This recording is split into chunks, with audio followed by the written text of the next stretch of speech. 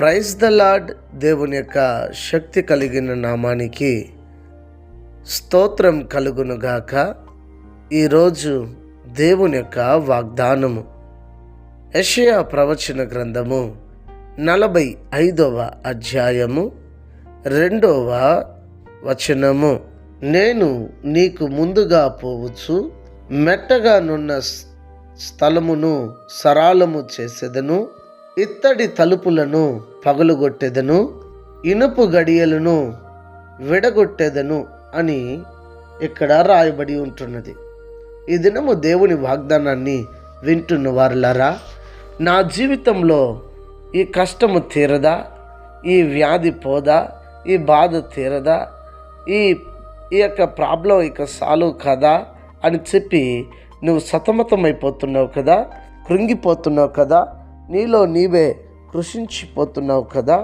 అయితే ఆ దినము ఇజ్రాయేలుకు దేవుడిచ్చినటువంటి వాగ్దానాన్ని దేవుడు ఈ దినము దేవుని వాగ్దానాన్ని వింటున్నటువంటి నీకు నాకు ఇచ్చి ఉన్నాడు. ఇదిగో, ప్రతి మెట్టలన్నిటినీ కూడా సదును చేసి సరళమైన మార్గాన్ని నీ జీవితంలో దేవుడు ఇక ఏర్పాటు చేయబోతున్నాడు, ఏర్పరుచుతూ ఉన్నారు. భయపడద్దు, మిట్టను చూసి భయపడద్దు. నీ ఎదుట లోయలు ఉందని భయపడద్దు. నీ ఎదుట మిట్ట ఉన్నా లోయ ఉన్నా ఆ లోయను మిట్టను చూసి నువ్వు కృంగిపోవద్దు. కానీ ఆ మిట్టలను లోయలు అన్నిటినీ కూడా సరళం చేయబోతున్నాడు. అయ్యో, నా ఎదుట ఇత్తడి తలుపులు ఇనుప గడియలు ఉన్నాయే, మరి ఎలాంటి ఇది భయంకరంగా ఉన్నది అని చెప్పి నీవు వాటిని చూసి నువ్వు భయపడద్దు.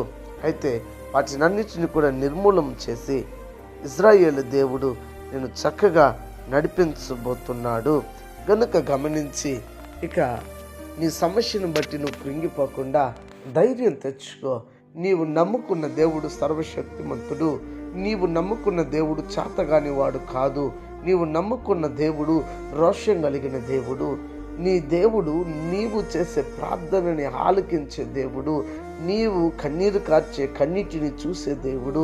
ఆ దేవుడే ఇప్పుడు అంటున్నాడు, ప్రతి మెట్టలను సదును చేసి, ప్రతి లోయలను సరళం చేసి, ప్రతి ఇనుప గడియలను ఇత్తడి తలుపులను పగలగొడతానని చెప్తున్నాడు. ఆ ఇజ్రాయేలు దేవుడు మాటిచ్చాడు. తప్పక నీ జీవితంలో ఈ దినము వాగ్దానాన్ని మరి నెరవేర్చబోతున్నాడు గనుక ధైర్యం తెచ్చుకొని దేవునికి స్తోత్రం చేసి ఈ దినాన్ని ప్రారంభిద్దామా? అధైర్యపడకుండా దేవుడు ఉన్నాడని ధైర్యంతో ముందుకు వెళదామా?